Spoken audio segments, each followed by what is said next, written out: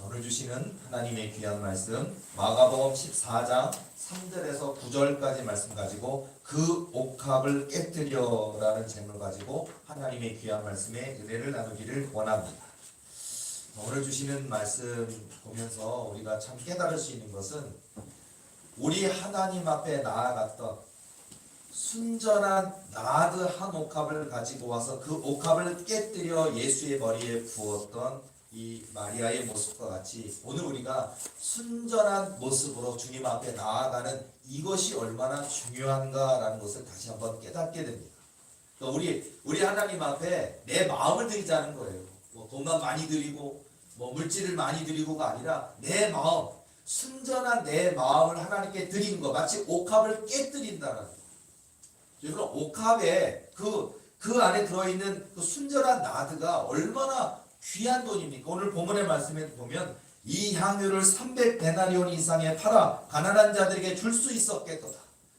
물질 중심주의의 사람이 볼 때는요, 이 300데나리온이 너무 아까울 거예요.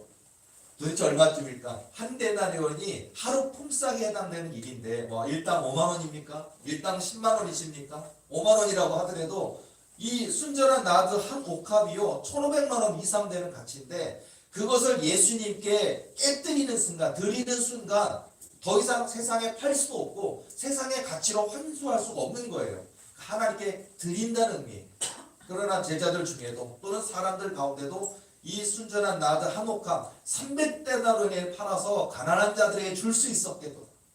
가난한 자들에게 주는 건 좋은 일입니다. 선한 일입니다. 아름다운 일입니다. 그러나 하나님께 드리는, 주님께 드리는, 예수님께 드리는 그 마음을 우리는 꼭 기억해야 될 줄로 믿습니다. 여기 계신 저와 여러분의 삶 가운데도요, 바로 이런 것. 하나님께 내 인생을 드리겠습니다. 내 삶을 드리겠습니다. 내 시간을 드리겠습니다. 내게 주신 모든 것들이 하나님의 영광을 위하여 쓰임받기를 원합니다라고 주님께 드리시는 그런 저와 여러분의 삶이 되어야 될 줄로 믿습니다. 여러분, 우리가 미국의 시카고에 큰 화재가 발생한 때가 있었는데요. 굉장히 많은 큰 화재가 하나만 아니라 굉장히 많이 불이 났어요. 자, 그 도시 중심에 있었던 여러분이 너무나 잘 알고 있는 무디 목사님. 이 무디 목사님의 교회도 불에 타가지고 홀라당 다 타버리고 말았습니다. 더 이상 예배 드릴 수 없는 지경에 이르게 되었는데요. 자, 교회가 이제 전소됐어요. 완전히 다 화재로 다 타버렸습니다.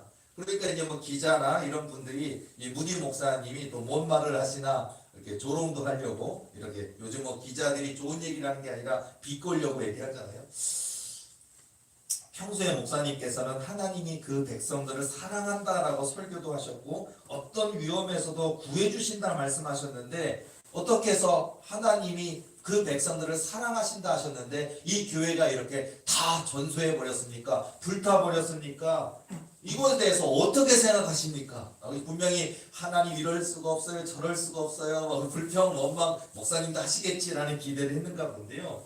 이 기자의 이야기를 곰곰이 듣고 있던 이 무디 목사님이요, 지금 우리 교회는 성도가 너무 많이 모여서 더 큰 건물을 지어야 되는 그런 상황이었는데 이렇게 하나님께서 잿더미가 되도록 해주셔서 이젠 교회를 더 크게 짓는 일밖에 남지 않았습니다.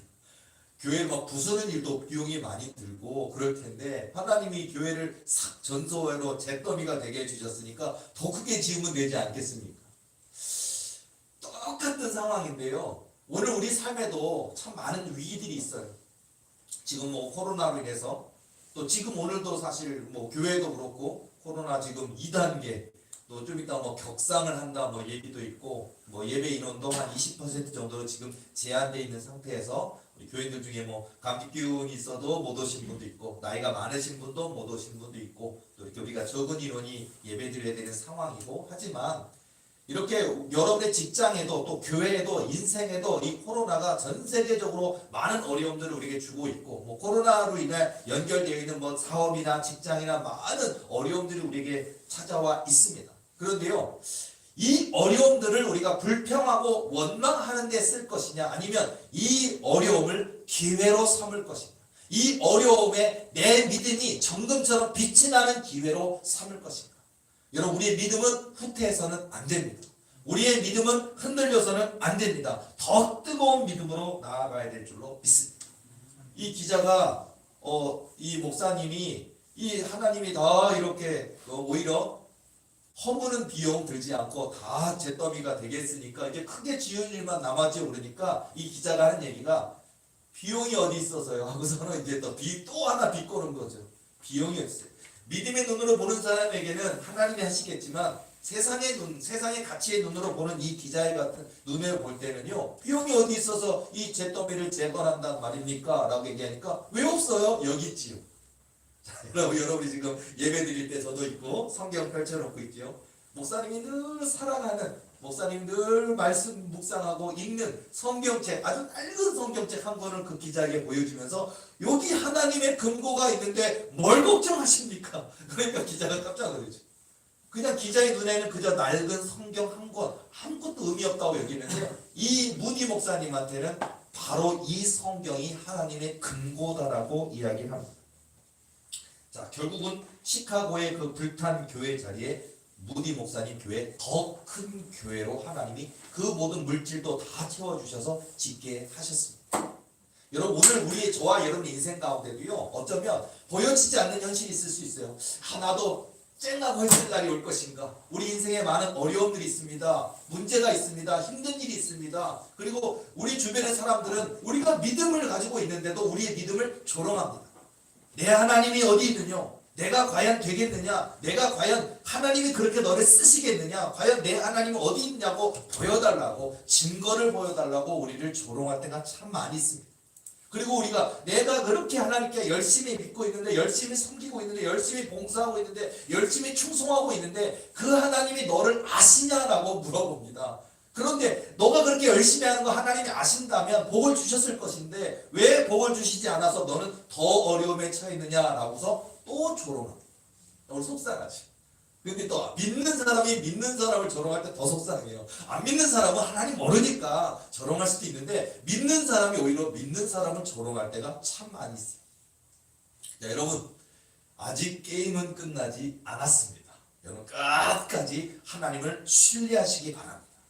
우리 하나님은요 굉장히 우리가 TV 같은 데 보면 여러 가지 TV의 드라마나 대화 드라마 보면 우리가 재밌게 역사 속에서 즐겁게 보았던 태조 왕건이든 대조영이든 이렇게 보면 정말 주인공이 죽을 것만 같고 우리는 이 역사의 결과를 이미 알고 있죠. 그 주인공 절대로 안 죽죠. 그리고 그 사람이 발해를 건국을 하던 고려를 건국하던 하는 거 알고 있지요. 근데 보면 정말 주인공이 나쁜 사람들의 이간질 당해서 또는 참소를 당해서 이제 끌려나가 죽을 것만 같은데 그 위기를 막 모면하고 이겨나고 그리고 더욱더 그 그릇을 넓혀서 많은 사람들이 그 사람을 좋아하는 사람들이 가까이 모이면서 결국은 한 나라를 세우는 큰 인물로 세워지는 거 그리고 보면서 쾌감도 느끼기도 하고 동일시하기도 하고 그래 나도 이겨내야지 그런 게 많이 있잖아요. 여러분 바로 여러분이 저와 여러분이 이 시대의 새로운 주인공인 줄로 믿습니다. 여러분 엑스트라가 아니에요. 그냥 텔레비에 나오는 주연하는 저 사람 좋겠다. 그 사람만 주연이 아니라 바로 여기 계신 저와 여러분이 하나님이 이 시대 속에서 새롭게 뽑아 택하신 하나님의 주인공인 줄로 믿습니다. 여러분이 다니엘이고 여러분이 요셉이고 여러분이 다윗이고요. 바로 여기 계신 저와 여러분의 그 믿음을 통하여 하나님은 지금도 놀라운 역사를 행하여 가실 줄로 믿습니다. 여러분 우리가 감사에 대해서도 한번 생각해 보고 싶은데요. 여러분이 너무나 잘 알고 있는 지선아 사랑해 많이 들어보셨죠? 책도 읽어보셨죠? 2000년도에 그 유아교육과 이화대학교 유아교육과 4학년을 재학 중이었던 2000년도의 일인데 만취 운전자가 낸 7종 추도살로꼴로 인해서 그녀는 얼굴을 포함해서 전신 55%의 3도의 중화상을 입은 일. TV에도 많이 나왔고 벌써 20년이 지난 일이에요. 자, 20년 됐는데 당시 그녀가 이제 그 구조가 되고 발견돼서 이제 차에서 꺼냈을 때 숨 쉬는 거, 살아 숨 쉬는 게 기적이라고 할 정도로 절망적이었습니다. 그러니까 보통 우리는 이 얼굴로, 이 몸으로 이제 살아갈 수 없다라고 이렇게 절망적인 상황, 살아있다는 것도 기적이다라고 얘기를 했는데요. 비록 살아남았지만 까맣게 타서 다 오그라들고 일그러진 얼굴로 어떻게 살 것인가. 가족도 주위 분들도 그녀를 아는, 또 심지어 그녀가 교회 다녔으니까 교회 다니는 분들조차도 탄식하고 참 절망에 빠질 수밖에 없는 상황이었습니다. 근데요, 그녀는 고백해요. 이렇게 해주신 것이 하나님의 축복입니다 라고 이제는 고백합니다. 물론 처음부터 그렇게 얘기한 건 아니에요. 하나님 왜 이렇게 하셨습니까? 라고 원망했던, 고통했던 그런 시간들도 있었죠. 그러나 그 가운데 하나님을 깊이 경험하고 또 하나님을 깊이 만나고 그 가운데 그녀가 정말 하나님께 깊은 감사를 하게 되는 그런 모습들을 여러분이 책을 통해 읽어보면서 내가 저 상황이라면 견뎌낼 수 있을까? 나는 내 입술에 감사할 수 있을까라고 하는 두려움도 생기고 부끄러움도 생기는 것을 우리가 많이 경험하는데요. 그녀가 이렇게 고백하는 것 중에 보면, 자, 이 간증 이후에는 아마 수술을 더 하셨을 것인데 아마 지금도 하고 있는 걸로 알고 있는데 그때까지만 해도 30번 넘게 수술을 했대요. 근데 그 수술하는 것 중에, 그리고 그 수술의 후유증, 그리고 그 화상을 입은 몸의 후유증의 상태에 대해서 여러 가지로 고백하고 있는 거 보면은요, 우리가 평상시에 늘 하고 있는 당연하다고 여겨지는 것들을 이지선 양은 할 수가 없었습니다. 예를 들어서요, 우리가 잠잘 때 당연히 눈을 감고 자잖아요. 근데요, 이 눈 위에가 다 타버리고 근육이 다 일그러져 가지고 눈 뜨고 자야 되는 상황, 눈을 감을 수가 없는 그 고통 때문에 그게 얼마나 힘들었는지 모르고, 눈썹이 없기 때문에 비가 오거나 물이 오면 다 눈으로 들어가 버린대. 우리 눈썹이 있다는 게 얼마나 감사한 건지, 또 이 눈이 감을 수도 있고 뜰 수도 있다는 걸, 밤에 잘 때 눈을 감을 수 있다는 게 얼마나 감사한 건지, 이지선 양의 그 책을 통해서 이렇게 고백하는 얘기를 보면 눈을 감을 수도 없고, 그리고 눈으로 모든 물이 이렇게 다 흘러서 들어가니까 그게 얼마나 고통스러운지, 그런 것들을 하나 고백하고 있는 거 보면요, 야, 그리고요, 이 입술이 이렇게 보면은요, 우리가 잠잘 때도 입술을 다물고 이렇게 자야 되는데, 입술이 붙어 있다, 이게 입술이요, 이렇게 붙어야 되는데 이게 뻗어 있으니까 발음을 할 수가 없어요. 그리고 여러분이 입을 열고 자면 입안이 다 마르는 거 아시잖아요. 여러분 몸이 너무 고단하거나 힘들면 입을 다물지 못하고 입을 열고 자면 입 안에가 다 말라버리는 것처럼, 그런 상태니까 얼마나 입안이 건조가 심하겠으며, 또한 단어를 말할 수 없는 거예요. 이지선 양이 고백하는 것을 보면 뭐 아빠 엄마뿐만 아니라 특별히 오빠라는 단어를 못한대요. 굉장히 그 이지선 양은 오빠에 대해서 굉장히 애정을 갖고 있는 거 우리가 알고 있는데, 특히 오빠가 발음이 안 돼서 오까 하면 오까 그러는데 발음이 안 됐어요. 자, 그렇게 해서 이 여인이 감사하는 거 보면, 오빠를 발음을 못했는데 오까라는 단어로 발음했을 때 막 눈물이 나고 얼마나 감사했던지, 그런 하나하나 이렇게 고백을 보면, 야, 나는 감사할 수 있을까? 나는 지금 하나님 왜 나에게만 연단 주십니까? 나는 언제 돈 주시고, 언제 나는 부자가 되고, 언제 난 집을 주시고, 언제 내 지위를 높여주시고, 언제 내게 응답하실 것입니까? 라고는 원망하고 있는데, 이지선 양을 통해서 우리가 참 많은 것들을 느끼고 도전할 수가, 배울 수가 있고 깨달을 수가 있다라는 거예요. 손가락이 다 이렇게 돼버렸으니까요, 손가락이 없어요. 다 녹아버렸어요. 그래서 단추를, 이렇게 환자복에 단추구멍을 잠글 수가 없는 상태인데, 그 하나를 담그고 싶어서 얼마나 노력하든지, 그러다가 진땀을 빼면서 단추 하나를 걸어서 잠그는, 그때도 감사가 나오거든요. 우리는 그냥 이렇게 순간 다다다다다 이렇게 해서 다 할 수 있는 거를, 그 하나까지, 여러분 이 손이 없다고 했을 때 그게 얼마나 힘든 일입니까? 자, 여러분 이 이지선 양의 이야기에 대해서는 여러분도 이미 책을 읽으셨거나 또 간증을 보셨거나 또 여러 가지를 경험하셨을 것인데, 어쨌든 이 이지선 양은요, 이렇게 되었을 때에는 참 원망도 있고 불평도 있고 힘든 부분도 있고 고통의 시간도 있어요. 차라리 죽었으면 좋겠다는 그런 시간도 있었지만, 그녀가 깊이 하나님을 깨닫게 되면서 또 하나님께 감사한, 살아있는 것이 기적인 거구나, 살아있는 것이 감사한 것이구나 고백하면서 그 여인이 하나하나까지, 그래서 지극히 작은 것 하나를 감사하는 것부터 그 여인이 어떤 그 잃어버린 신앙을 회복할 수 있었다고. 예를 들어서 그 어머니가 이 딸에게, 너 이렇게 힘들어하지 말고 네가 지극히 작은 거 하나를 할 수 있는 것에서부터 이제 감사를 해보자 라고 권유를 했고, 그녀는 그때부터 아까 얘기했죠, 단추 하나를 갈 수 있게 됐어요. 그러더니 발음을 할 수 있게 됐어요 라든지, 드디어 수술 몇 번째 하니까 드디어 눈을 감을 수가 있게 됐어요. 라든지 그 하나하나를 감사하면서 이제 그 여인의 어떤 감사가 회복됐다라는 얘기를 많이 하는데요. 여러분, 우리가 정말 하나님 앞에 감사해야 될 줄로 믿습니다. 하나님이 하나님이시라는 게 너무 감사한 것 같아요. 우리가 뭐 예를 들어서 우리 교회는요, 우리 신앙은요, 종교 생활이 아니잖아요. 그냥 어떤 자기 만족을 위해서, 난 돈 닦고 나는 성품을 닦기 위해서 교회 다닙니까? 아니잖아요. 물론 교회 다니면 성품이 뭐 불같은 분이 좀 부드러워지기도 하고 하지만, 그러나 우리가 성품을 온유하게 만들기 위하여 돈 닦으러 교회 온 것은 아니잖아요. 예수님 믿으러 왔습니다. 예수님을 증거하러 왔습니다. 예수님을 높이러 왔습니다. 예수님이 우리의 구원이니까, 예수님이 나의 생명이니까 우리가 교회로 온 거거든요.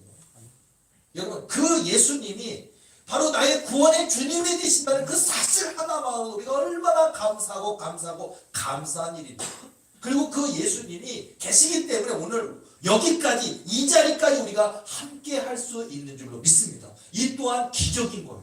오늘 예배 드리는데 여러분, 누가 뒤에 뭐 술 취한 사람에서 들이받지 않으셨습니까? 감사하시기 바랍니다. 오늘 아침에 일어났는데 아침에 뭐 차가 와그그 누가 이렇게 들이받고서는 전화도 안 하고 도망가가지고 누가 이렇게 내 차를 찌그러뜨렸나 그러면 열받아서 기분 나빠서 교회도 안 나오실 텐데, 여러분 아무 사건 없이 오셨습니까? 감사하시기 바랍니다. 여러분요, 이게 사람 인생이라는 거, 저는요 예전에 제가 전도사 시절에 제가 속해 있던 교단에, 거기서 그 회의가 있어, 목회자들 회의가 있어서 딱 그 모임을 가졌는데, 매달 월요일에 있었는데, 월요일에 딱 갔는데 51명인가 둘이었던 분인데, 그 목사님이요, 교회도 커요. 50살인데 하여튼 교회도 하여튼 아주 크진 않아요. 한 200명쯤 모이는 교회인데 그래도 예쁘게 교회도 짓고요. 아마도 승승장구하는 제일 잘 나가는 목사 중에 한 사람이었는데, 그 50대 목사님이 막 이렇게까지 서러울 수가 없을 정도로 우는 거예요. 막 우는 거예요. 그러니까 이미 그 소식을 알고 있는 거는 알지만 저는 처음 들었으니까 왜 이 목사님이 항상 좀 거만했거든요. 얼마나 내가 50살에 내가 이 정도에 됐으니까 뭐 이러면서 아주 잘난 척이 아주 끝까지 가 있는, 뭐 그냥 하나님 복 주신 건 맞지만 교만의 끝에 가 있는 목사님이었는데, 근데 어쨌든 그 목사님이 뭐 어린아이처럼 막 슬피고 팍팍 우는 거예요. 하나님 이러실 수 없습니다. 차라리 나를 데려가시면서 막 우는 거예요. 아는 분은 다 아는 이야기였어요. 이제 큰 교회 목사님들은 이미 그분의 이야기를 다 들어서 알고 있지만, 저 같은 사람한테는 소식조차 전달이 안 됐으니까 몰라서 교육자 회의 때만 처음 알게 되었는데, 허망한 일을 겪었어요. 뭐냐면 아드님이 이번에 결혼을 했고, 또 이 결혼한 지 얼마 안 돼서 아기가 생겼고, 그리고 이제 아기가 이제 이번에 태어났어요. 이게 진짜 뭐 신혼이죠. 그리고 교회도 개척하고, 상황이 교회 결혼했고 교회 개척했고 이제 아기가 태어난 딱 신생아 아기가 있는 그런 상태인데, 어떤 일이 뭐냐면 아침에 그 부부의 이야기겠죠. 개척교회가 시작을 했으니까 그 목사님한테는 그 아드님이 결혼도 했겠다, 신혼이고 아기도 이제 임신했다가 아기도 태어났고 교회도 개척한 지 1년밖에 안 됐고 막 그런 모습인데, 그래서 뭐 한참 뭐 신혼의 단꿈이든 아니면 개척교회 열정이든 그래야 될 것인데, 아침에 그 남편이 일어나야 되는, 갑자기 잘 자 안녕 하고서 잠들었는데 아침에 남편이 안 일어나고 그대로 자고 있는 거예요. 아내 되는 사모님이 여보 하는데 흔들었는데도 안 깨는 거예요. 밤새 죽은 거예요. 하나님이 이제 하나님 나라 가신 거죠. 그것 때문에 그래서 이제 장례를 치르고 뭐를 하고, 그러니까 이 목사님은 이 소름, 이미 장례식 다 끝났는데 소름이 북받아가지고 그 교육자 회의 때 하나님 이러실 수 없습니다. 왜 하나밖에 없는 내 아들을, 그리고 이제 결혼한 지 얼마 안 되고 이제 아기도 이제 막 태어나고 이렇게 하는데 왜 그 하나님이 더 귀 있으시지 왜 데려가셨습니까 하고 막 우는 게, 저는 벌써 세월이 20여 년 가까이 됐는데도 그 생각이 막 나요. 여러분 살아계십니까? 감사하시기 바랍니다. 언제 하나님 우리를 데려가실지 몰라요. 그래서 우리가 살아있는 게 기적이라니까요. 살아있는 게 감사하다는 거예요. 이 이지선 양이 비록 이렇게 얼굴이 일그러지고 그냥 본인 자신이 나는 홀라당 타버린 여자라고 얘기한대요. 간증이나 이렇게 할 때마다 저는 하나님이 홀랑 태우신 여자입니다 라고 얘기하면서 이제 그렇게 얘기를 하는데요. 정말 그래도 그 여인의 입술에 감사가 있는 거. 그리고 그 여인이 그 화상을 극복하고 더 많은 사람들에게 복음을 증거하는 그런 삶을 사는 거 보면 우리는 때로 부끄러워지기도 하고 때로 도전이 되기도 하고 깨닫기도 하는 것처럼요. 여러분 우리에게 건강 주셨습니까? 그리고 내일에 대한 꿈과 소망을 주셨습니까? 그러면 더욱더 감사하시기 바랍니다. 감사할 때 하나님이 그 하나님과 나 사이에 축복의 통로가 열리는 거예요. 감사할 때. 여러분 우리가 잘 알고 있는 오바마 대통령이 이제 흑인으로서는 최초의 대통령이 됐잖아요. 근데요, 그 나이지리아를 비롯한 이런 아프리카 국가의 많은 사람들이 오바마를 되게 싫어한대요. 왜 싫어하느냐?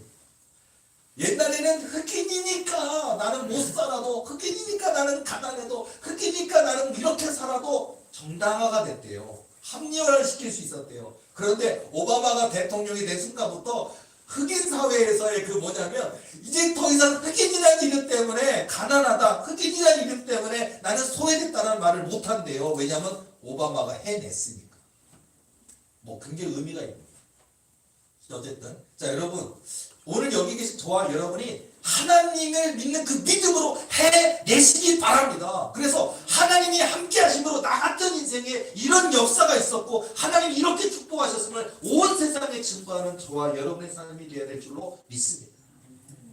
오바마 얘기하다 보니까 이 오바마 대통령의 입법 특별 보좌관으로 임명됐었던, 그리고 TV에도 나왔죠. 유명하신 분 강영우 박사님의 둘째 아들이 크리스토퍼 강, 한국명으로 강진영이라는 분이 우리가 알고 있는 강영구 박사님의 둘째 아드님인데, 그분이 이 오바마 대통령의 입법 특별 보좌관으로 임명돼서 와 하고서 우리가 이제 많이 소개됐었던 이야기인데요. 자, 그리고 이제 그는 거기서 끝난 게 아니고 부시 행정부에서 국가장애위원회 위원으로 또 이렇게 활동도 하게 되었고요. 어쨌든 이렇게 변호사로서 이렇게 활동하게 되었던 이제 이야기가 있는데요. 자, 이 강용구 박사님도 그렇게 굉장히 귀하게 쓰임 받았고 유명해졌는데 그 둘째 아들도 유명해졌고. 근데요, 이 강용구 이 박사님이요, 원래부터 실명이었던 것이 아니라 14살 때 축구공에 두 눈을 맞아서 시력을 잃어버렸습니다. 나면서부터 시력을 잃었던 게 아니고요. 어떤 장애를 겪었던 게 아니고요. 축구공에 두 눈을 맞아서 그것으로 인해서 실명에 이르게 돼서 시력을 잃었고요. 자, 그리고 나서 뭐 아버지, 어머니 모두 돌아가시고 또 이 혼자 소녀 가장, 누나가 있었는데 소녀 가장이었던 누나가 과로로 가족들을 위해서, 엄마 아빠가 없으니까 이 동생을 비롯한 가족들을 위해서 일하다가 과로로 죽게 됩니다. 자, 누나마저 과로로 죽고 남은 3남매, 이 강영호 박사님을 비롯한 남은 3남매는 뿔뿔이 흩어져 버렸고요. 자, 그리고 혼자 남은 이 인생에 보통 사람의 눈으로 보면 소망이 없는 인생이고 더군다나 눈이 안 보이는 시력을 잃어버린 상황은 절망의 순간입니다. 당시 한국에서 맹인이 할 수 있는 일은 점쟁이를 하거나 안마사가 되는 일 외에는 아무 공부도 뭐도 아무것도 할 수 없는 이 시절 속에 여러분이 알고 있는 것처럼 강용호 목사님은 공부하는 것을 택했습니다. 그리고 그것에 대한 꿈을 가졌는데 그 어머니가 이 강용호 박사 어릴 때 그 마음에 심어줬던 하나님에 대한 그 믿음 하나를 가지고 강용호 박사님은 하나님이 함께 하시면 내가 시력을 잃어버렸고 맹인이지만 그러나 내 꿈까지 나에 멈출 수 없다라는 소망을 가지고 하나님께 소망을 가지고 도전을 했는데 그는 여러분이 알고 있는 것처럼 한국인 최초의 맹인 박사가 되었고요. 굉장히 많은 역사를 행하게 되었습니다. 장애인이었지만 사람들의 동정을 구하지 않았고 나는 하나님의 축복의 도구다라는 믿음으로 감사하며 살면서 많은 사람들에게 증거가 되는 그런 삶을 살았는데요. 이 그분의 고백 중에 하나가 뭐냐면 자기 가족 모두가 나의 실명으로 인해서 전부 다 하나님의 축복을 받게 됐다라고 고백을 하는 거예요. 뭐냐면 아내가, 강효우 박사님의 아내가 남편이 실명이니까 아내가 그 남편을 돕기 위해서 다 책도 도와주고 레포트도 도와주고 박사 만들려고 교수님 만들려고 얼마나 그 아내가 공부를 많이 했겠어요. 아내가 남편을 만들어주려고 공부하다가 아내가 교육학 박사가 됐어요. 아내가 남편 만들어주려다가 공부하는데 전문가가 됐고요. 자, 큰아들은 어렸을 때부터 우리 아빠가 장애인이지만 눈이 안 보이지만 저렇게 열심히 꿈을 향해 달려가는 걸 보면서 우리 아빠 나 눈 못 줘줘야지 그런 소망을 갖고 있다가 안과 박사가 됐어요.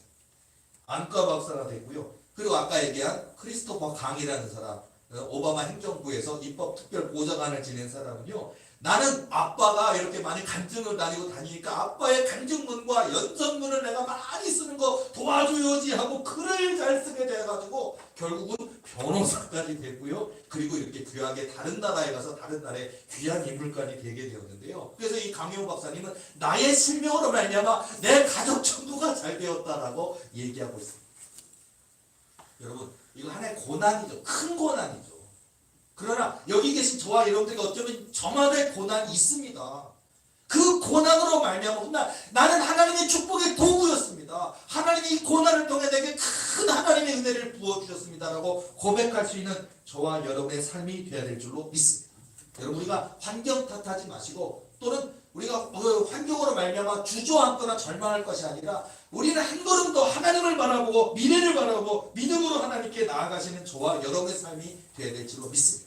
여러분의 삶을, 여러분의 머릿속 생각을, 두뇌를, 뇌를, 여러분의 마음을, 중심을 붙잡고 있는 것은 무엇입니까?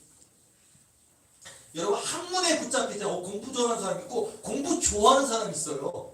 그러니까 뭐 박사를 하려고 아니면 뭐 유학 가려고 공부 열심히 하는 사람도 있지만요. 그냥 공부가 좋은 사람이 있어요. 공부하는 거 너무 좋아해. 뭐 우리는 수학 싫어하잖아요. 저도 수학 싫어해요. 근데 수학 좋아하는 사람이 있더라고요. 그리고 과학 좋아하는 사람이 있어요. 뭐 조립하고 만드는 거 좋아하는 사람이 있고 저마다의 특징이 있는데 어쨌든 자 공부에 붙들리고 학문에 붙들리면 어떻게 됩니까? 학자가 돼요. 그 사람 그냥 박사가 되더라고요. 교수가 되더라고요. 공부하는 걸 좋아하니까 계속 공부하다 보니까 석사도 되고 박사도 되고요. 아이들 가르치는 교수님이 되고요. 그런 인생을 살더라고요. 어떤 사람은요. 여러분들 TV 보면 야 어떻게 연필을 가지고 어떻게 볼펜을 가지고 어떻게 저렇게 실사 묘사를 저렇게 잘하나 기가 막힌 솜씨가 있는 사람들이 있어요. 또는 어떤 보면요 막 연필 심에다가 조각을 하는 사람도 있잖아요. 아니 이렇게 큰 데 달려 있는데 그 조그만 것을 어떻게 조각을 할까 하는 사람도 있고요. 보면 예술가들이 있어요. 그 어떤 그림을 기가 막히게 잘 그리는 사람도 있고요. 근데 그 예술에 붙잡히면요 예술가가 돼요. 운동도 마찬가지입니다. 운동도 억지로 떠밀려서 그냥 해라 하면 안 돼요. 내가 그게 좋은 거예요. 그 운동이 막 축구가 좋은 거고 양동이 좋은 거고 저 보니까요. 그 많은 이 어떤 이 운동 종목을 만든 사람들의 이야기를 보니까 공통점이 있더라고요. 저는 굉장히 그 은혜가 됐거든요. 오히려 은혜가 됐어요. 저는 뭐냐면요. 어떤 바이올린 하시는 분 지금 되게 바이올리스트로 굉장히 유명한 분인데 어느 날 원래부터 바이올린을 내가 이렇게 했던 것도 아니고 원래부터 잘했던 것도 아닌데 어느 날 우연찮게 어디서 그것도 비싼 바이올린도 아니고 아주 싸구려 바이올린이지만 그 바이올린을 보게 됐는데 만질 기회가 있었대요. 만지는 순간 몸에 전율이 오더래요. 이걸 원래 좋아했던 사람도 아니고 운명이었어요. 만난. 그걸 만지는 순간 어떤 사람은 피아노를 뭐 잘했던 것도 아니고 부모님이 피아노를 쳤던 것도 아니고 어느 날 우연치 않게 피아노 학원 그런데 어디 친구들하고 갔다가 피아노에 띵 하는 순간 온몸에 전율이 느껴. 아 이게 나의 인생이구나. 그래서 피아노를 파기 잡고 피아노 좋아하고 피아노 뭐 그러다가 피아니스트가 되는 거고요. 내가 왜 예술가를 얘기하고 학자를 얘기하고 우리가 운동하는 스포츠 선수를 얘기합니까? 여러분 예수께 붙잡힌 바 되시기 바랍니다. 위대한 인생을 살게 됩니다.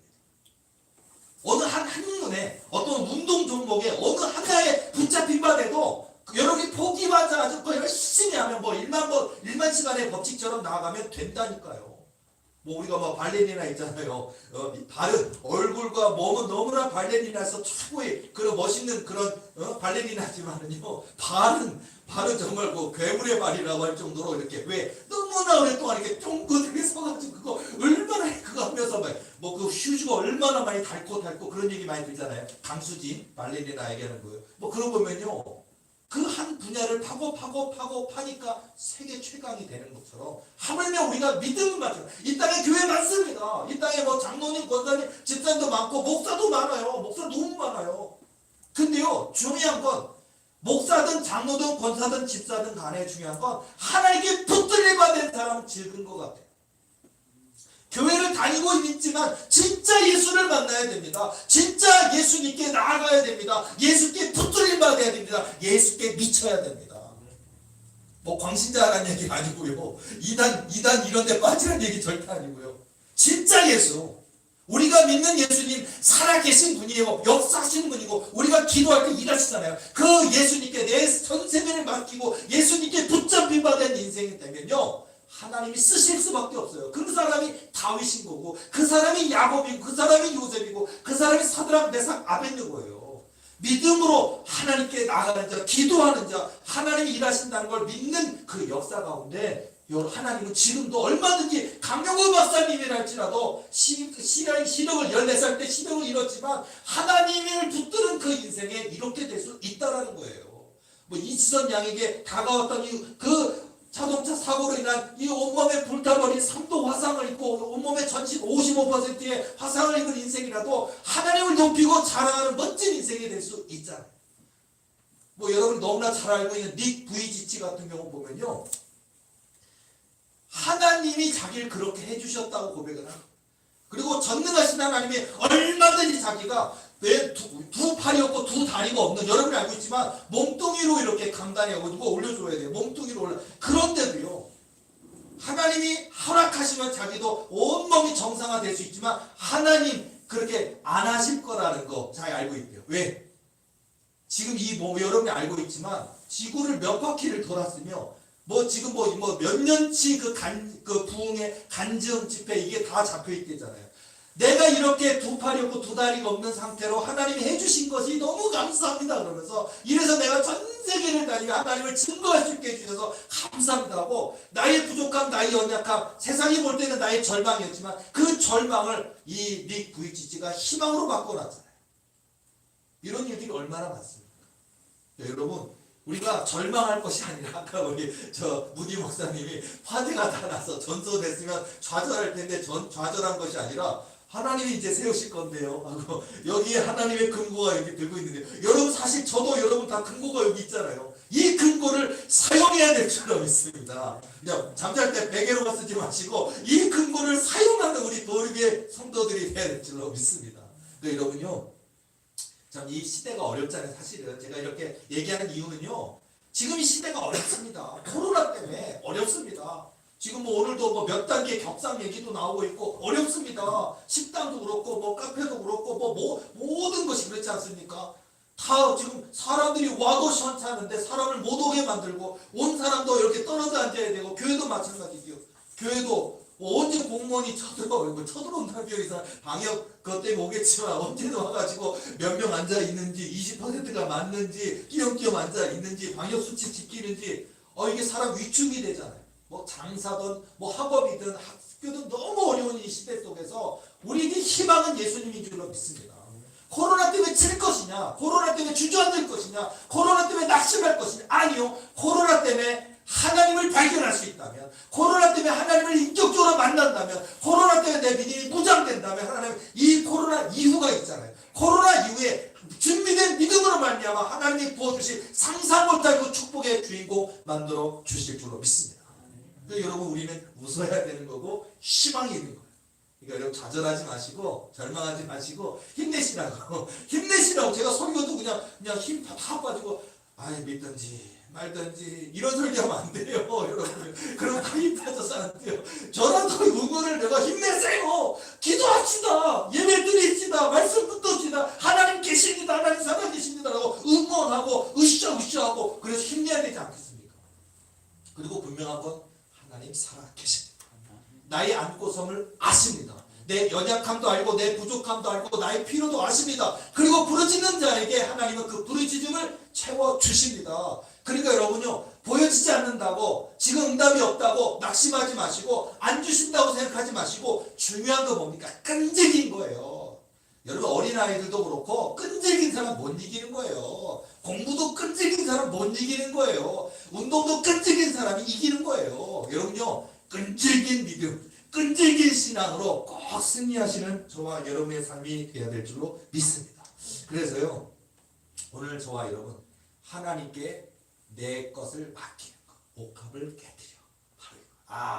바로 순전한 나아드 한 옥합을 아낌없이 주님께 탁 드렸다. 주님의 어떤 우리가 이제 주님이 어떤 고난을 당하시고 어떤 죽음을 맞이하시고 물론 부활하시지만은 그걸 알기 때문에 주님의 장사를 준비했다고 얘기를 하잖아요. 그 순전한 나도 한 옥합을 가지고 아낌없이 주님의 발 앞에 깨뜨렸던 이 마리아의 믿음처럼 내가 하나님께 드려질 때, 내가 하나님께 맡겨질 때 하나님의 역사가 있다라는 사실을 믿으시기 바랍니다.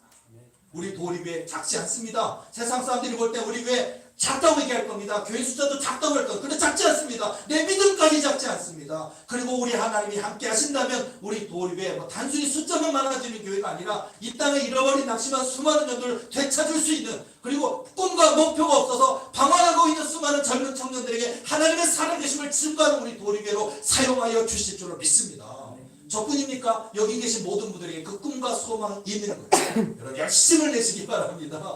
직장생활도 열심히 하시고요. 사업도 열심히 하시고 최선을 다해서 나갈 때 하나님이 나의 걸음걸음을 알고 계시기 때문에 우리 하나님이 저와 여러분의 믿음을 통하여 일하실 줄로 믿습니다. 그런 소망을 가지시고 오늘 하루도 승리하시고 오늘 하루도 하나님 힘들지만 어렵지만 감사합니다. 하나님 나의 옥합을 깨뜨려 주님께 맡깁니다. 주님 사용하여 주시옵소서 고백하는 우리 하나님께 100점 맞는 저와 여러분의 복된 인생 되시기를 예수님의 이름으로 축원합니다. 기도하시겠습니다.